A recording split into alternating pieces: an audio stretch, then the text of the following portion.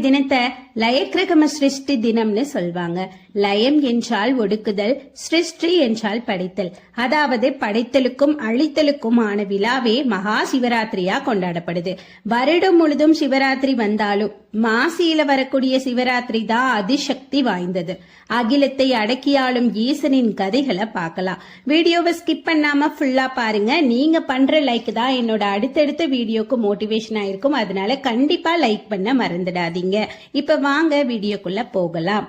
உலக நன்மைக்காக மனிதர்களை காக்கும் பொருட்டு கடவுளே மனித அவதாரம் எடுக்கிறது தான் அவதாரம்னு சொல்லுவோம். அப்படி விஷ்ணுவின் அவதாரங்களை பற்றி நாம கேள்விப்பட்டிருப்போம். ஆனா ஈசன் திருவிளையாடல்கள் நிறைய புரிஞ்சிருக்காரு. அப்படிப்பட்ட கதைகளையும் இங்க நாம பார்க்கலாம். ஒரு முறை பார்வதி தேவி விளையாட்டா சிவனோட கண்களை மூடிட்டாங்களாம். அப்போ உலகிற்கே வெளிச்சம் தரக்கூடிய சூரியன் சந்திரன் இரண்டுமே வெளிச்சம் தராம காரிருள் மூழ்கிருக்கு.